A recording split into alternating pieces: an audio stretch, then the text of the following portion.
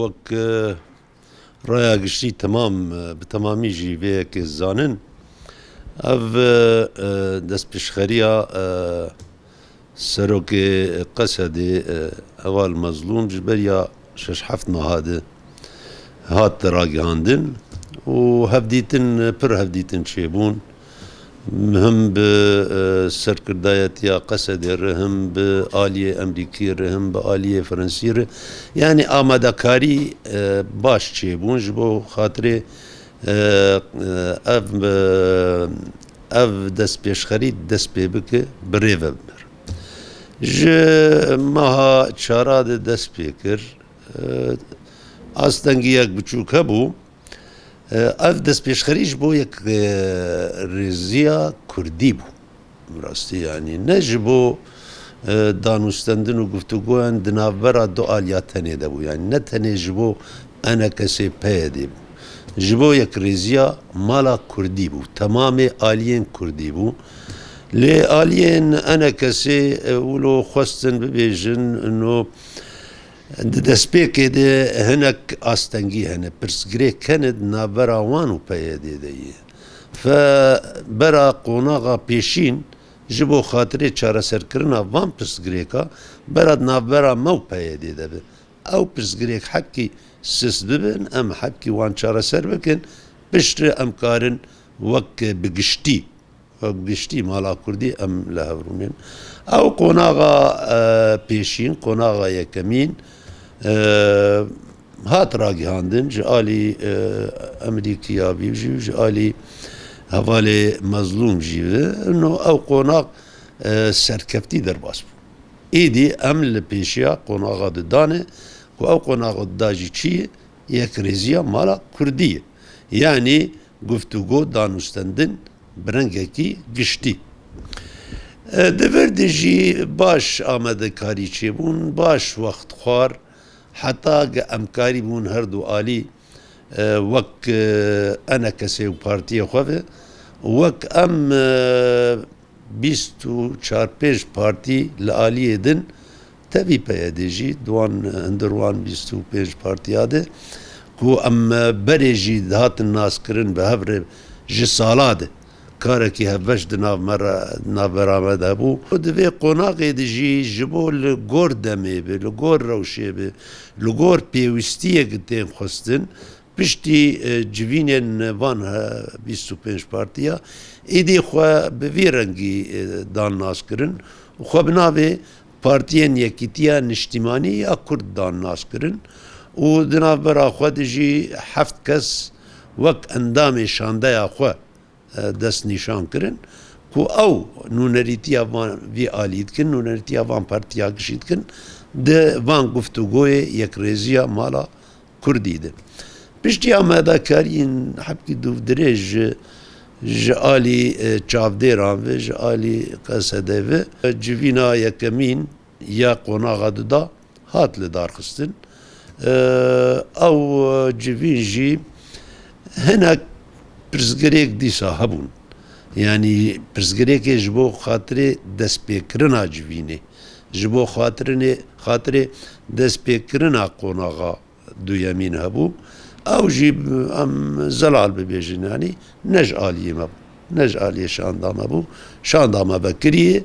amade ye her tiştî li ser masê guftûgo bike yanî ji aliyê me de em vekirî bi sebir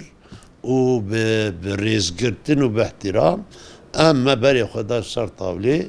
ku çi hebe cem me em karin li ser bisekirin guftûgo bikin û duwan mesela gişa de em bigihên çareseriya mixabin yanî destpêkê de jî hevalê me aliyê din wek ji xwe tu kî bi wextê li ser masa danûstendina Rûdinê ji xwe divê xuya bibe yanî her du aliyên danûstendinê kî ne her du aliyên danûstendinê kî ne aliyekî berê ji xwe gotiye ez enekesê me ez Encûmena Niştimanî Kurdî me wilo xwe dinaskirin aliyê de jî xwe dinaskirin ku partiyên Yekîtiya Niştimanî Kurdî baş wek mena nav angoya nav واتەیا ناو هەردوو ناوژی لایقی یەک رێزیا کوردی یەک دەبێ ئەز مەجلسا ئەنجومەنا نیشتمانی کوردیم یەکجی دێ ئەز پارتیە یەکیتیا نیشتمانی کوردی باشە گەلکی باشە هەردوو ناوژی ئالیکارن ئەم پرتر نێزیکی هەبن لێ مخابن بەرۆڤژی vêyekê hevalê me yanî nizanim çima yanî ev di ti nerîna de di çem ti kesî di ti zagona de di ti welata de çê nebûyî mere bibêje ez vî navî ji te re qebûl nakim yanî navê mere merel xwe dikin ne hinek li mere dikin wan ew navê xwe li xwe kirî û ser çava û rêz û ihtiram ji wan re û navê me jî me li xwe kiriye ew jî mecbûrin neçarin rêzê ji vî navê re bigirin û em herdû zelal danasiya hevdû bipejirînin ser. Yani daxaftinê xwe danî ziman ku hinek pirzgirêk hene yanî destpêkê pirzgirêk hene yek ji wan pirzgirêka sankî pirzgirêka nav e pirzgirêkên dî çine meseleyê ku we gon vekirîne me terefê dî pirzgirêk ne yanî hinek astengî hene ew çine Na heval yanî nav ne pirzgirêk e nav bihaneyê nav ne pirzgirêk e pirzgirêk mesailê dinin em li ser bisekinin ka di ku de em newekevin di ku de em bi baqilî bi hişmendî li gor berjewendiyên milletê xwe li gor yanî nerînên milletê xwe tevaya milletê me çi dibêje em li ser wan mesela bisekinin em binarin berjewendiyê me herdû aliya jî û ê milletê me jî û ê pêşeroja me jî dibê çi em li gor wê mesela çareser bikin nerînên milletê xwe wê bikin pîvan ji xwe niha ku yekîtiyekî Kurdî li Bakur Rojhilatê Sûrî hata avakirin gelo wê çi qas tesîra xwe ser projeya Netewa Demokratîk projeya rêveberiya xwe ser hebe û di heman demê de wê çi qas tesîra xwe ser çareserkirina pirzgirêka Sûrî bi giştî hebe û parastina mafên gelên Kurd Belê ji xwe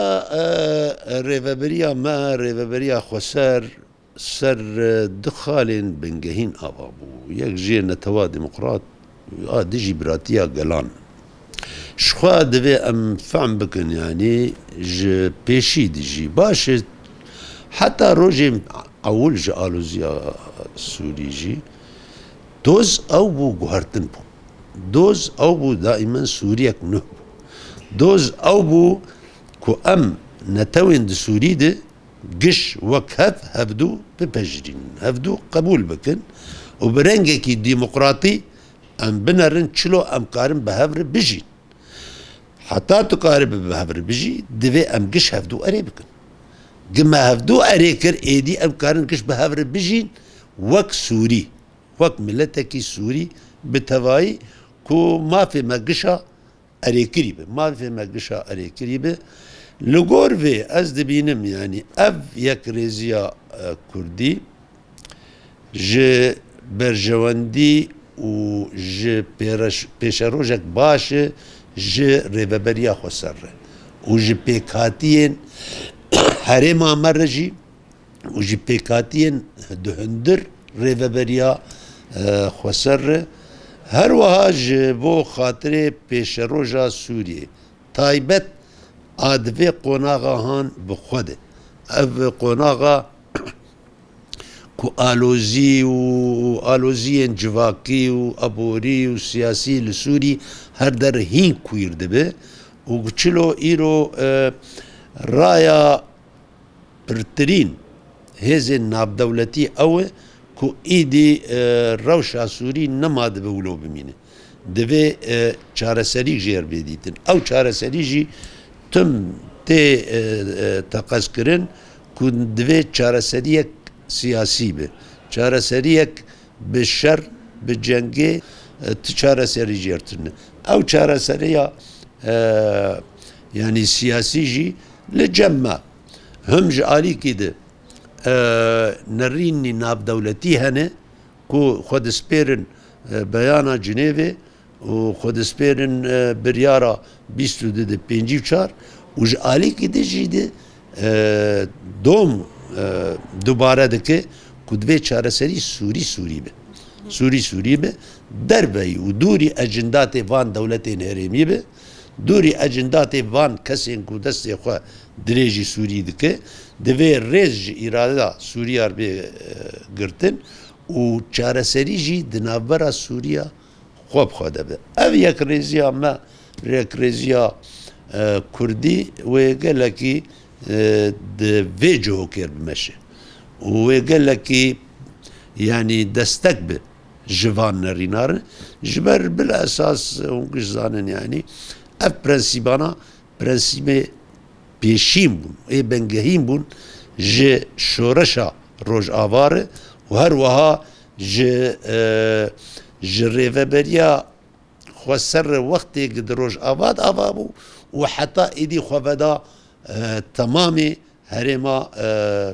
Bakur û Rojhilatê